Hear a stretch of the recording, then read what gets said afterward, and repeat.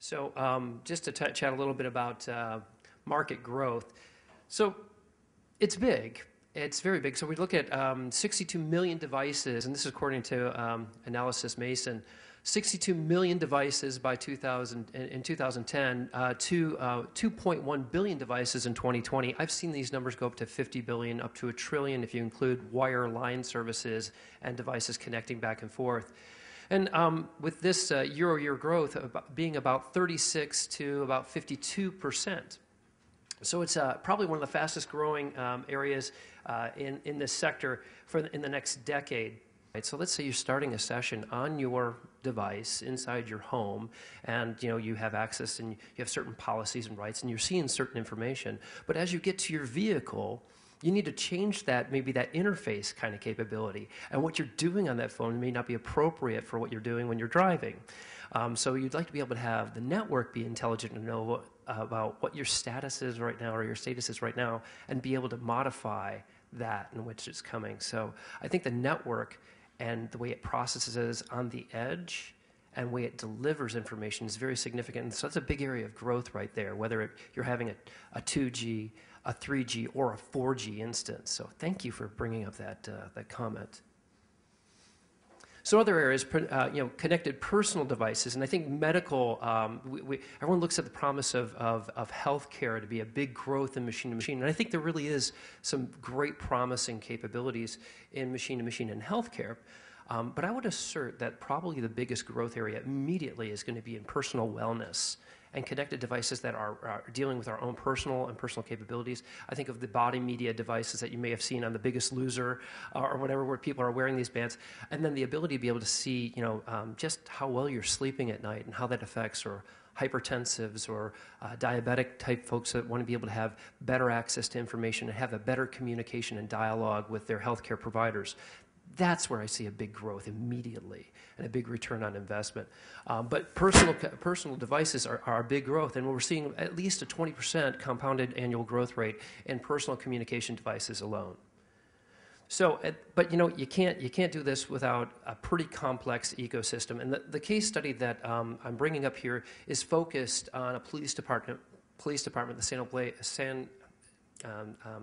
San Jose Police Department, with a very good partner of ours, Feeney Wireless, that we actually did some very good research in finding out, and even developed some specific hardware to meet their needs.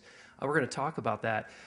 I bring this up because you have to have an enabled and integrated ecosystem to make this happen, because as carriers we have lots of capabilities and lots of resources to deploy, but there has to be very specific resources, whether it's platform as service, software, interface, hardware. There's many different elements to this, and you can't do it all by yourself. And in fact, I would assert that if you try, you're probably going to create this walled garden, and you're probably going to miss the target. We're pretty good as carriers to create applications that maybe nobody ever uses.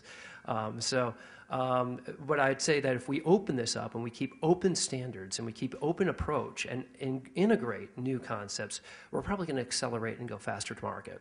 So, and I say that's where it comes in, whether you're dealing with an integrator, you're dealing with OEMs themselves, or you're dealing specifically with platform as service providers or others, or other application developers in general. So, and then the ability to take that and bring all these folks together in one house. So collaboration is very key. We've got this concept that we bring up at Sprint. It's called the ONE concept, Open Network Execution. And that's what Kevin was talking about this morning with our network vision capabilities, to be able to have open standards to communicate, whether it's 2G, 3G, or 4G capabilities, but then to be able to take that and open up and introduce module providers for folks, be able to have very specific integration capabilities to make that happen, and then to be able to have some tools to be able to monitor that and be able to do that. So we have a collaboration center up in Northern California. It's one of the first that came out to focus on both 2G, 3G, and 4G capabilities. We're very excited and working with people, and we try to remove the barriers for entry. And so there's no cost for our customers and our partners to come up and be able to prototype and figure out exactly how to do that. Then the ability to manage these devices. I say getting out of your own way is what I like to call it. So we provided a tool, a platform to allow customers to do self-service and the ability to activate, deactivate, start billing without the intervention of a carrier. And in fact, to be able to deliver stuff, so it auto-senses and tells if you're connected, whether you're connected to an RG45 Ethernet segment, or if you're connected directly via Wi-Fi. And then maybe thirdly, be able to connect to a carrier network. And if you can't do the first two, have an automatic session that activates and starts the billing instance on the carrier side from a wireless perspective. That's the power of having open APIs to deliver that directly to that, for not just us, but our M&O partners as well, for domestic and international capabilities.